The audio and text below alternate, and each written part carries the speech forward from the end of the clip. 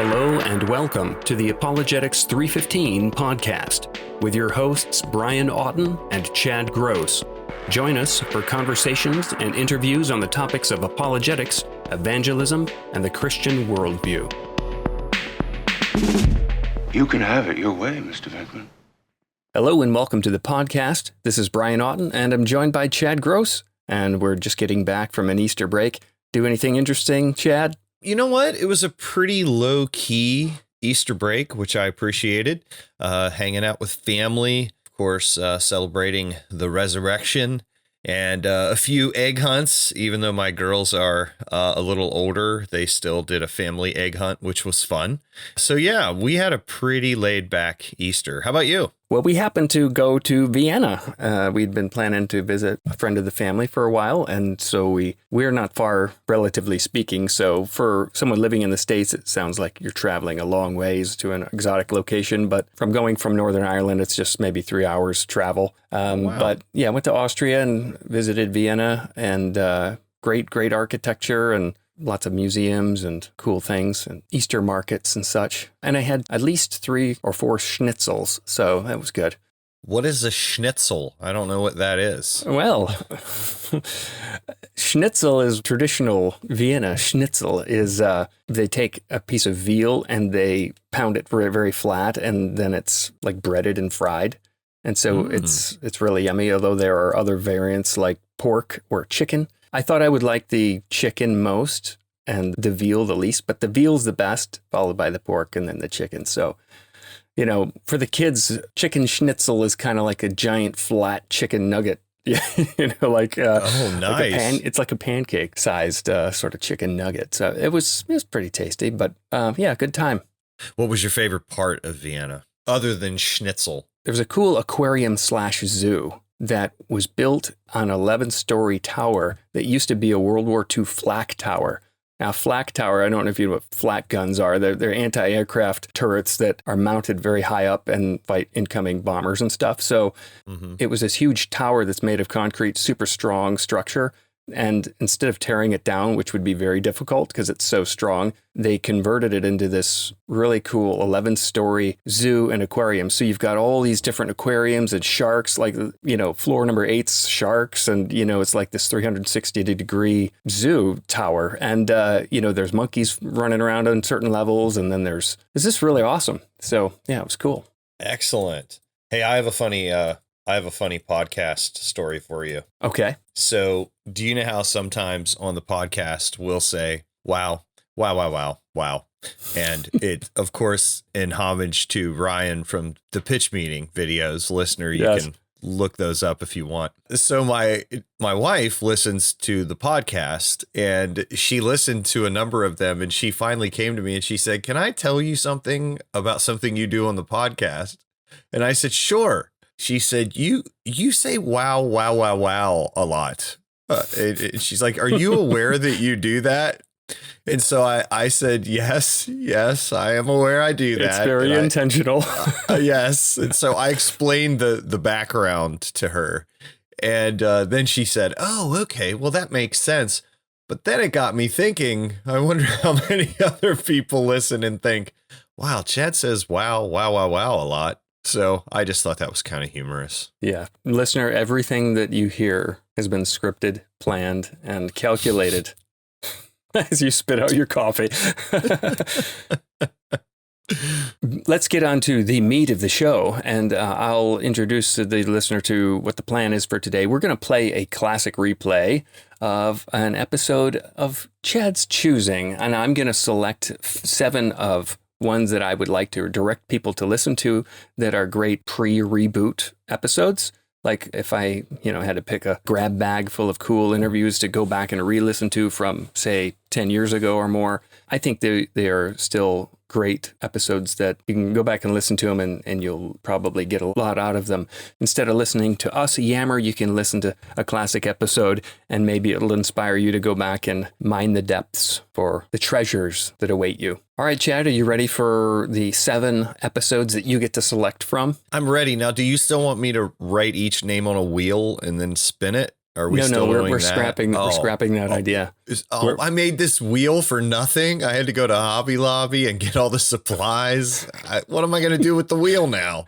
Okay, I got it. Here we go. So we've got, in light of last interview with Holly Ordway about imaginative apologetics, she mentioned a colleague, Michael Ward. And so I did interview Michael Ward back in the day. He's basically an expert on C.S. Lewis, and he talks a lot about C.S. Lewis apologetics, themes from C.S. Lewis, and literary apologetics. So I might want to point people back to Michael Ward, the Michael Ward interview. That might be one to check out. So put that on your dartboard there, Chad, and then you get to throw your dart. Written. The next one is an interview with Nabil Qureshi. Oh. So Nabil's a former Muslim, and so we talk about his journey from Islam to Christianity. Now, he's no longer with us, but that might be a really good interview to go check out because some of his writings are still great resources as well. And he passed away in 2017. Here's another classic, Norman Geisler.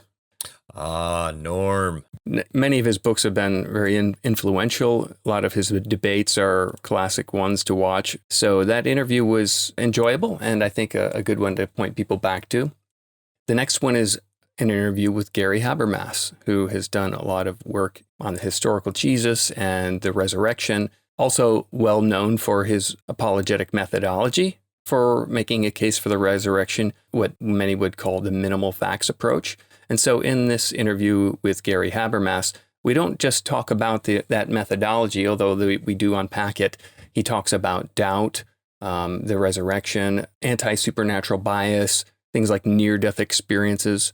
So I thought in light of some of the other interviews we've done about making a case for the resurrection with more of a maximal data approach, it would be cool to revisit that or point people back to that so they can see the context of what that discussion entails. Great information to be familiar with. Here's another one from the archive, Scott Klusendorf. If anyone is looking for resources on the abortion debate, the pro-life debate, Scott Klusendorf is probably the number one person I'd point people to right out of the gate. An excellent interview. He's very well spoken and makes a great pro-life case.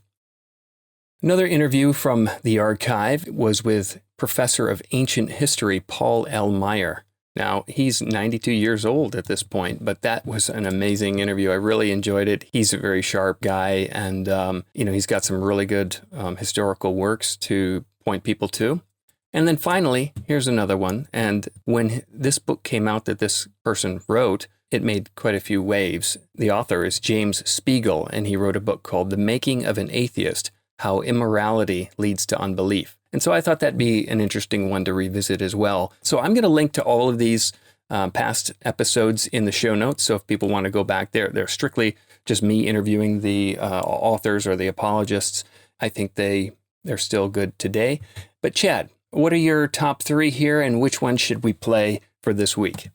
I mean, all of them, obviously, I agree with you, are most likely evergreen and would be excellent. However, the ones that stuck out to me, if I had to pick a top three, would be the Michael Ward one, because I am, as I told you, especially interested in revisiting the works of Lewis. Also, Scott Klusendorf, because especially over here in the States right now, that debate is so hot. There's a lot more heat than light being brought to it, and I think Scott would be somebody who would be able to bring more light than heat. And then, of course, I'm going to go with Gary Habermas for my other one. And if I have to pick between those three, I am going to have to go with Gary, because anytime someone talks resurrection, that's going to be my top pick, because that's my number one favorite topic to read about and to discuss and to learn about. And so I'm going with Gary Habermas. Sounds great. Well, listener, thanks for joining us for this intro. We're going to go right into this past interview. We're going to play it right now for you. See you next week. Let's get ready. Switch me on. Hello, this is Brian Auten of Apologetics 315. Today I am speaking with Dr. Gary Habermas. Dr. Habermas is a well-known Christian philosopher, theologian, and apologist, and has written numerous books on the subject of doubt, the historical Jesus, and most notably the resurrection of Jesus. His expertise in the resurrection studies has had considerable influence on Christian apologetics and historical Jesus studies, and his webpage is GaryHabermas.com. Now, the purpose of our interview today is to get to know a little bit more about Dr. Habermas, his background, gain some insights from his experience, and to find out what he's currently working on. So thanks for speaking with me today. Glad to be with you, Brian. I know you're a Michigan man, but tell us a little bit about your educational background and your early influences.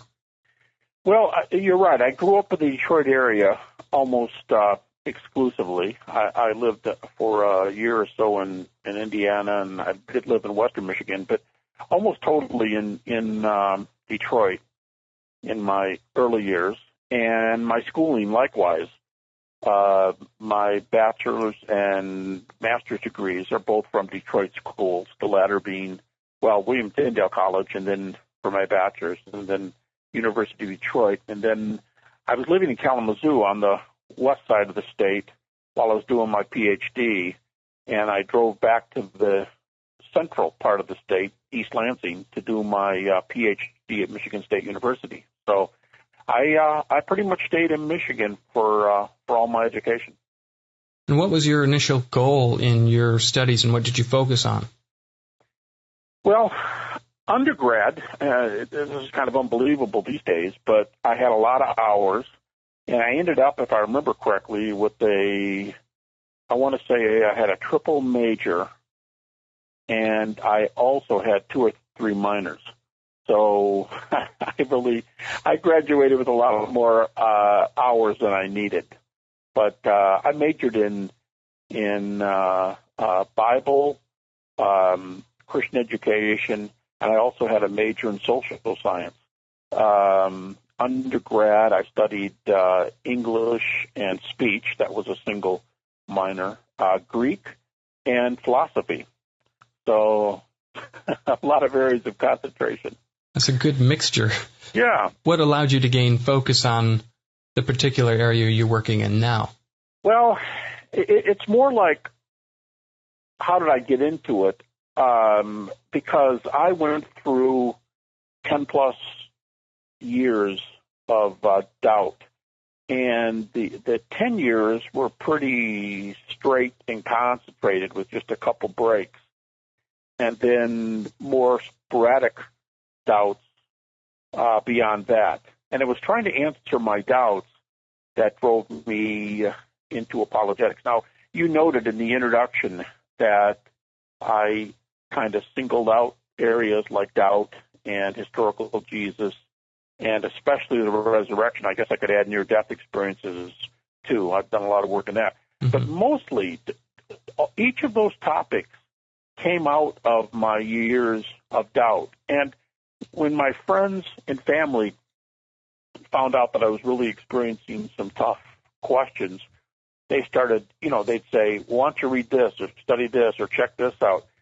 And of all the areas that Christians gave me to think about, I either rejected the evidences as not being very strong, or if there was a little bit of force to them, I kind of put them on the back burner because they didn't give me everything I hoped for. Now, I'm not pretending that the resurrection of Jesus is the only evidence for Christianity. It's not. But at the time, I was looking for something that could sort of hold my faith up as the strongest argument, not looking for a bunch of smaller arguments. And so I settled pretty early on the resurrection and decided that it could bear the weight of my Christian faith if it could be determined that it occurred. And I went through some really, really rocky times in that search. I actually quit my research on the resurrection for a little while because I thought I'd reached an impasse and I could, believe it by faith, but that I couldn't really answer some of the toughest questions. I mean, after years of studying the resurrection, I actually kind of walked away and thought, I won't get to the bottom of this. And then years later, I came back and found my way through that maze. So in a sense, even my interest in the resurrection was a direct response to kind of a where am I going next kind of doubt question. Now, in your struggle with doubt, what actually brought that about, and Was it the result of your studies that brought you out of that, or what was the crucial factor for you going in and coming out? Well, I came to find out years later. I've actually done some quite a bit of writing, 3 books on the subject of doubt, and I'll just mention to your listeners briefly that since you mentioned my website, 2 of my 3 doubt books are out of print, but Dealing with Doubt and The Thomas Factor, Using Your Doubts to Grow Closer to God, both of those books are on my website under the Books tab. They're free of charge. People can take them, use them, apply them however they want. But it was when I was studying doubt that I realized that most doubt is not primarily factual in nature. Mine started out that way, but it moved to other areas. And I've theorized that doubt comes in at least 3 forms: factual, emotional, and volitional. And mine went through all 3 levels. But 2 things helped me to come to the end of my doubt. One, factually, was the excellent evidence of the resurrection and making me be able to break this impasse that I mentioned earlier. Mm-hmm. And secondly, was realizing that, to use C.S. Lewis's words, when you're struggling with doubt, you have to know where to tell your emotions to get off. I had to learn techniques for handling emotion and divorcing emotion from factual issues.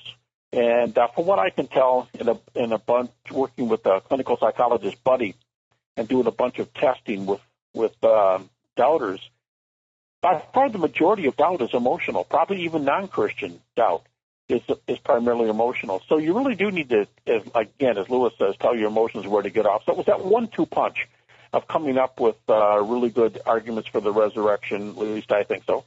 And secondly, combining it with a remedy for our unruly thinking and feeling. Mm-hmm. Now, mentioning arguments for the resurrection, your apologetic methodology takes more of an evidential approach and looks at the historical data. Can you briefly outline what your methodology is for those who may not already know? Sure. For those who are more advanced on apologetic methodologies, I have no problems whatsoever with the so-called classical approach that begins with God and moves on. I think that's even a fuller, more detailed sort of approach. I just don't think it's necessary. It's not 100% necessary. You can start with miracles as a sort of argument for God's existence. And in that regard, I would say the resurrection is the best approach. And the method that I sort of developed and wanted to work on in both of my doctoral dissertation and in virtually all my publications on the resurrection later, 18 of my 36 books are on this topic, on the resurrection, that is. But the ones that are do evidential studies start with a list of data which critical scholars allow. In other words, pretty much the scholarly community, wherever your allegiance lies, liberal, conservative, moderate, even skeptics, they will pretty much allow a certain body of data. Now, there'll be some differences, but there's a lot of agreement as to what's in this list. And my basic thesis, my basic method is what I call the minimal facts method. And it says the Bible could very well be inspired. The Bible could very well be reliable or trustworthy. In fact, I think there's fantastic arguments that can be brought.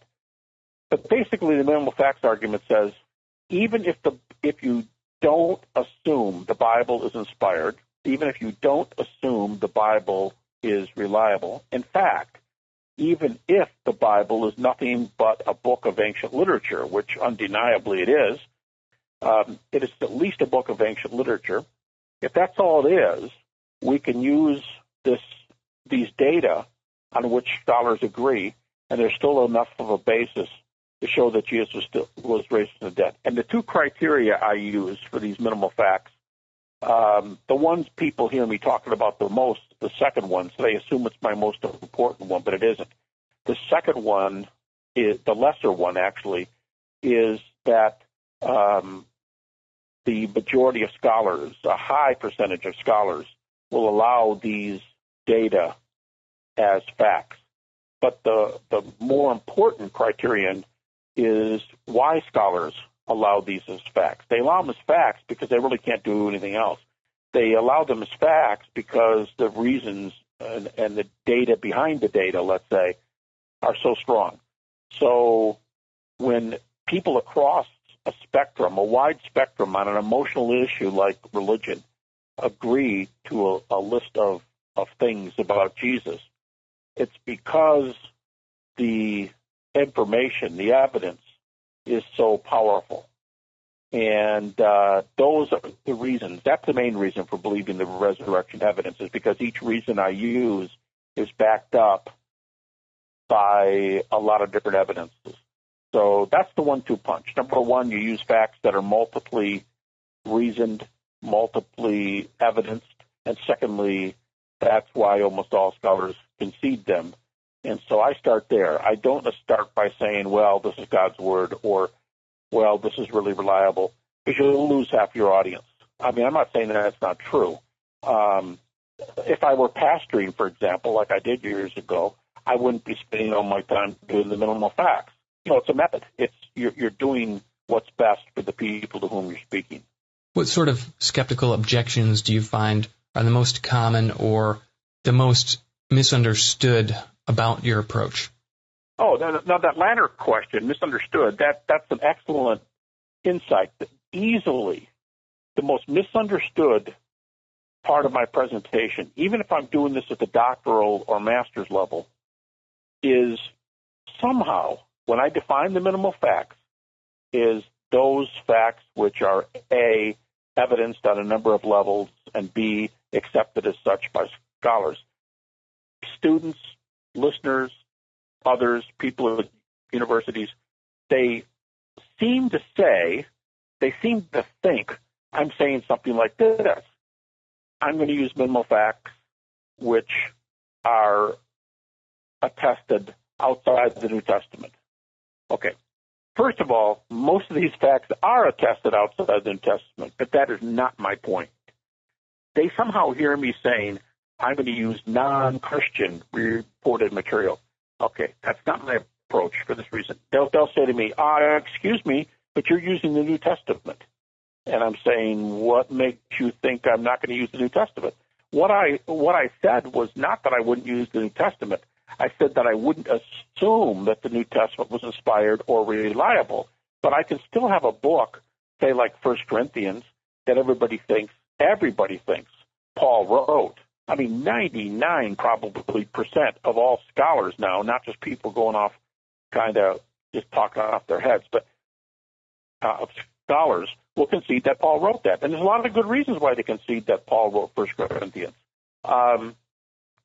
So if I start with 1 Corinthians chapter 15 and start talking about Paul, some of them will say, you're using the New Testament. And I'll say, hey, listen, I'm using the New Testament, but so do all the liberals, so do all the moderates, and so do all the conservatives.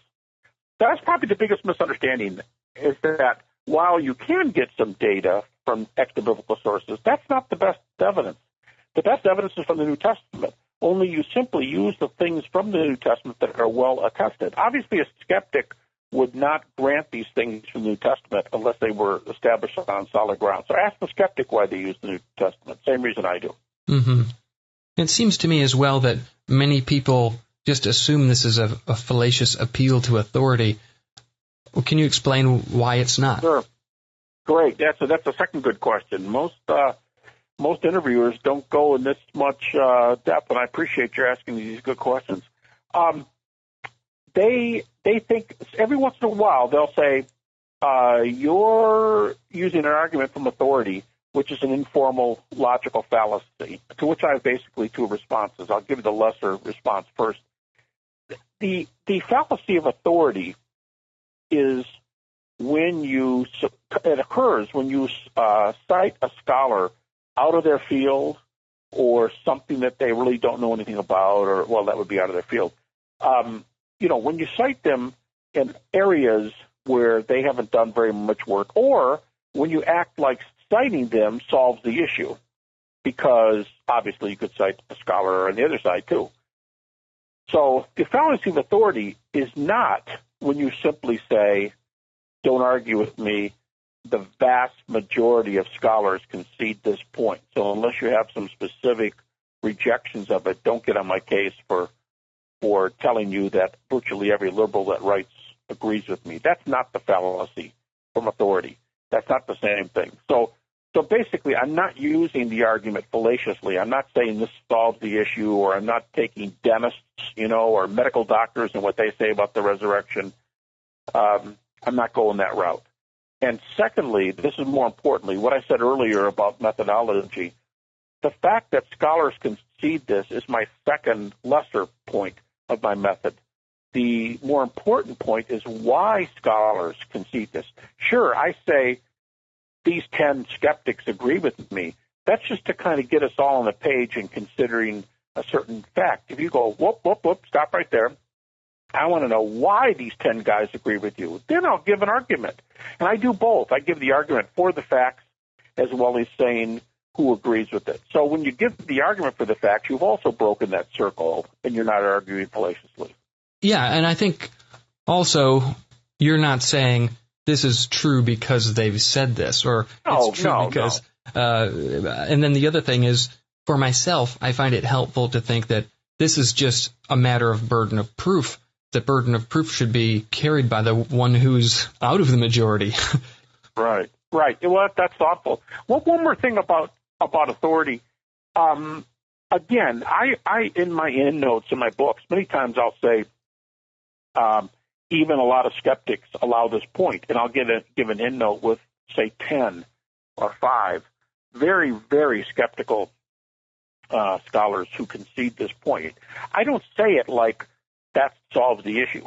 I say it like, since 95, 98% of scholars agree to this point, it's a good starting point. It's a good point to start our discussion why they grant this. It doesn't mean let's stop talking since these scholars agreed to it. There's nothing else to say. Mm-hmm. It definitely does not mean that. But I appreciate you bringing that up. Actually, I probably should spend more time on this type of topic because I'd say those are probably the two areas where I'm most misunderstood, where someone does not understand why I state my method and then go right to the New Testament, because so does the most liberal critic. And secondly, they wonder if I think it's solved by appealing to authority. That's good questions, and I appreciate you clarifying that. I want to ask you questions about your experience as an apologist. How long have you actually been teaching apologetics? Oh, wow. I guess I have to do some math here. Since 1976, I've been teaching full-time. So what is that, about 35 years, I guess? Something like that, 34 years. I pastored before that for about a half dozen years. And then I finished my PhD, and I went right into teaching in the fall of 1976. Let's say you're talking to someone who they're in their early education and they're Christian, they really want to serve God, they've found apologetics and philosophy, and they think, wow, this is something I really want to get into. Sure. What should they consider as far as their education, and what are the implications of pursuing that? What sort of advice would you give to people coming to you asking that sort of a question? Yeah, if I were to try to give advice to somebody who said, do we need more PhDs? Where would you suggest I take this, etc.? I think a lot of things come into play here, and I don't think there's an easy answer to that. For some people, they successfully pastor and mentor people, disciple people, preach on a different level. But apologetics, let's say they live in a town where there's a university and they could have a real coffee house or some other kind of ministry nearby. They could be a pastor who really gets into theology, who really gets into apologetics. Another guy might want to work on a college campus, and although he keeps up on on ministry opportunities. He also keeps up in apologetics. He just doesn't, consider himself a specialist in any area, but he truly is a person who gets in there with students who are, really kind of despairing at various times in their life, or they got a bad grade, or they're away from home, or whatever, and they have to kind of mix some, people skills and psychology with it, and so on. For me, the guy that decides to go on for a PhD is a person who has the mind to do it. But I often tell my students, having a good mind is necessary, but it's not sufficient, because I think in addition to having a good mind, you have to have some other skills too. I think you have to ideally be a person who sticks with something. It's a long haul, depending on where you are in your education. If the person has a bachelor's degree, normally they're going to get at least one master's degree and a PhD. It's going to be a long haul. So questions would involve things like, do you have a family? Do you have to earn an outside living, and so on? This can take you a long time to go through this thing, unless somebody can, support you. But I also would like to ask the question I raised earlier. Since most doubt is of an emotional or volitional nature, I'd like to know a little bit about that person in those terms. I'd like to know a little bit about emotionally. I would like to know, from what you know of yourself, and unfortunately too many people they don't think about where they are emotionally at all, especially men. But I would like to know what the likelihood is that they will fall by the wayside, or even be the kind of person who will be moved by some kind of problem in their life and walk away from the Lord, or just have all kinds of issues if they go away to a secular school. I mean, the catch-22 here, Brian, is that you need to pay your dues, and so if you want to be hired by a school, generally, I think you're better off with a secular PhD. But the secular PhD is what's going to push you the most, cause guys to drop out of the program the most, and most of all, we hope it doesn't cause them to drop out with the Lord. So I think all these other factors, people so often act like this is an academic thing only, and I think it's probably more about your emotions and your personality and where you are in life. Although you do have to be, like I said, relatively smart. That's just kind of the beginning. Do you think that there are specific pitfalls that one should watch out for, and what sort of, character traits are being Christ-like should people really be mindful of in their lives? Well, I'm no psychologist or healthcare worker, but because I've done a lot of working with people who've gone through doubts, I've had hundreds of discussions, emails or phone conversations or face-to-face when I go to universities or my own students. Because I've had hundreds of conversations with doubters, I used to take notes on just about all of them, by the way, kept a long file, and that's where some of my books come from. But because I've seen the way people respond, I think of a little different angle than some other folks. And no matter how much they say the opposite, for them apologetics equals head trip, equals brilliance, equals powerful speaker, debater, when so many of these other deals like family, personality come into play. You ask what kind of characteristics. I don't think this eliminates a person, because so many of the guys in the field have these characteristics. I can tell you, because I talk to a lot of them privately when they have issues. But a person who has an anxious type personality, a person who worries a lot, or a person who has obsessive type tendencies. I'm not talking about a psychological diagnosis. I don't have the grounds to make that. I don't have the training to make that. But somebody who tends to obsess a lot, who goes over and over and over, and no answer is good enough. They're just going to keep going over and over no matter what. I think if they tend to be really obsessive or really anxious, those are things that they can work through and they can be very, very good at. And sometimes those kind of folks have the most to share with somebody else, because there's so many in this field, and the student population, let's just take them for an example, as a whole, there are so many that fight with those sorts of things. I mean, they're often your best students. The reason they obsess and they're anxious, but they obsess and they're anxious about, let's say, getting A's all the time, or doing everything the right way, or doing it like Dr. So-and-so. So they can be very, very good at what they do. I don't think that eliminates them. I just think that we should give more warning to those kind of people and let them realize that they're getting into a lot more here than how well do you argue and can you finish your PhD. Mm-hmm. I want to see if I can ask a question that will sort of distill down some of your advice as far as people dealing with doubt. So, Sure. Say you only had 1 minute with someone who says, Gary, I'm just going through the worst doubt of my life. I've got to leave on this train in 1 minute. What are you going to say to that person? What would be the most key thing that person needs to hear at that point? Well, now it depends on which of these three avenues they're coming from. So if I find out they're a factual doubter, probably the most important thing I want to say to them is major on the major. I so often hear people tell me, here's an example. I've had a couple people recently say, I can't work the creation thing out. I don't know if I'm a young earther. I don't know if I'm an old earther. I don't know where I am on this. And it's going to kill me if I don't get this thing solved. I'm saying, whoa.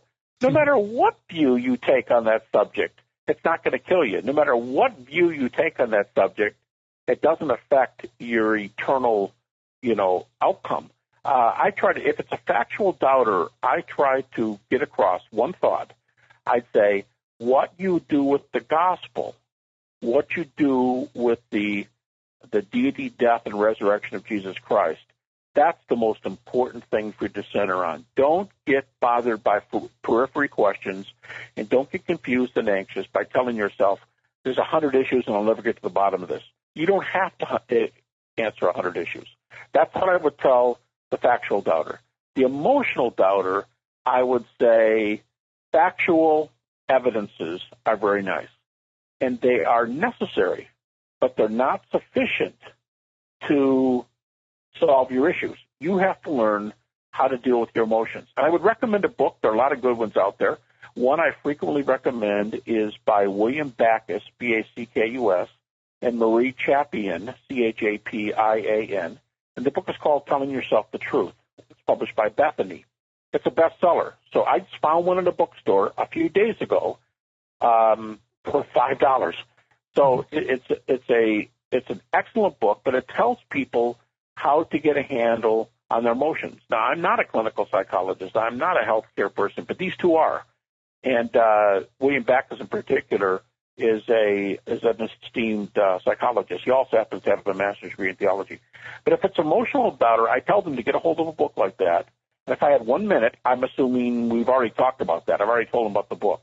So in 1 minute, I would say what you need to do is think about what you're telling yourself, because psychology has shown, many psychologists have shown, that your worst pain is going to come not from what happens to you, contrary to public opinion, not from what happens to you, but from what you tell yourself about what happens to you. In other words, our worst pain often comes from how we download our circumstances. So it's not the fact that so-and-so is stepping all over us and making us feel like a worm. It's that we've bought the criticism and tell ourselves we're a worm. Or if they say we're a loser, or if they say we can't think, we put ourselves down and we say I can't think, and I act and believe like somebody who can't think. It has to do with where your emotions are. And for the majority of people, perhaps as high as 70%, many, many doubters are emotional doubters. So it's nice to have the evidences in your back pocket, but you really need to know how to deal with what you say to yourself, because that's where your worst pain comes from. That would be my message for the majority of doubters, because the majority are emotional. Great. Well, that's very helpful. You did mention your work in near-death experiences. We don't have a lot of time, but could you tell us just kind of briefly, for those who are listening, why you chose to focus on that work, and what sort of apologetic value study of near-death experiences has? Well, to me, near-death experiences is sort of, you could use it either as an extension of resurrection, or you could use it as a precursor to resurrection. It can play either role. a lot of people, probably the most common sophisticated objection I get to the resurrection is that's just not the way this world is. Come on, tell me the truth. Do you think there's a guy who walked out of a grave in space and time and it's only happened once? And don't you think it's unlikely that a person was raised to death? Well, what I kind of punt to near-death experiences at that point, the reason I do that is to show them that an afterlife is highly evidenced. There's other evidences besides NDEs, too, for an afterlife. But my argument is basically if there's an afterlife, if there's a category called afterlife, then you ought to be really, really open to an event called resurrection. So what I do when I go for NDEs, I don't take the popular sort of, we did this survey and blank percent of the people say they went down a dark tunnel and blank percent said they saw wonderful lights and blank percent saw their dead loved ones and others thought they were in God's presence and everybody agrees it was wonderful. They're not afraid of death now and they know they're going to be living forever. That's not the kind of near-death report I'm interested in. I'm interested in the dozens of evidential reports where somebody in a near-death state reports something that seems unlikely but can either be verified or falsified with a little bit of research.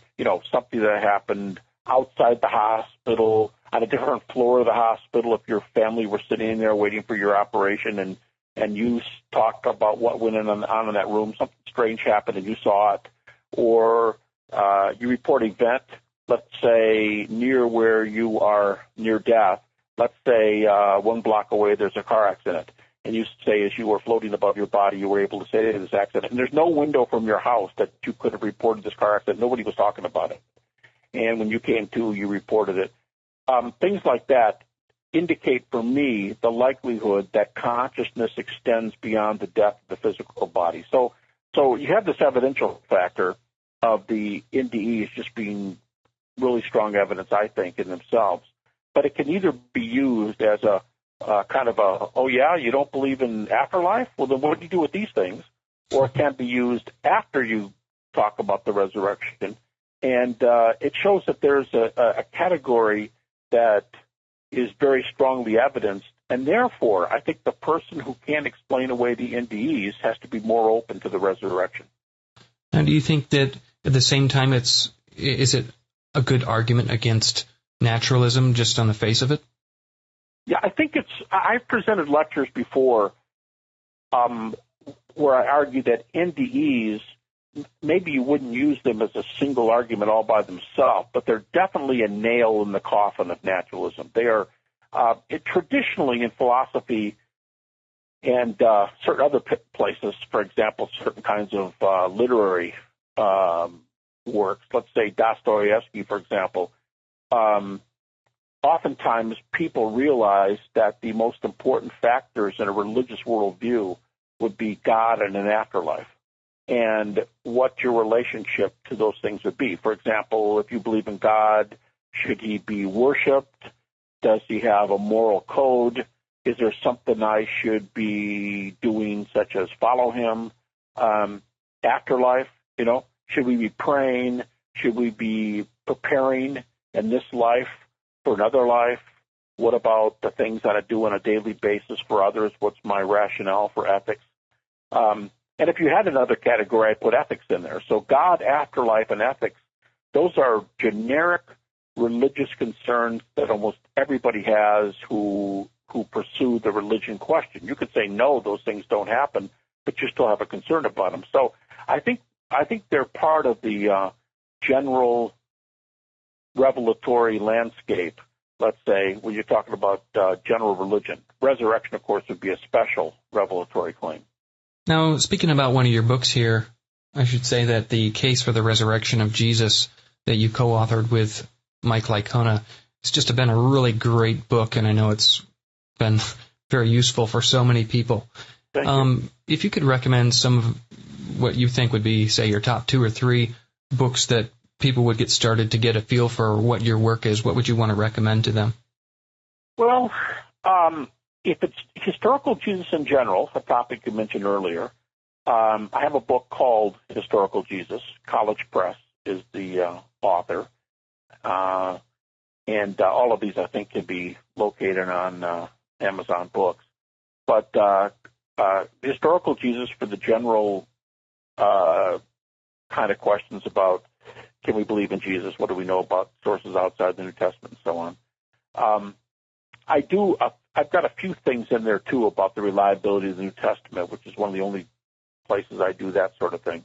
If someone asks about the resurrection, the book you mentioned, The Case for the Resurrection of Jesus, Mike Lacona, a follow-up, in time, the book came out a year before, but one of my 18 books on the resurrection is a book called The Risen Jesus and Future Hope. That's '03, and that's published by Rowman and Littlefield.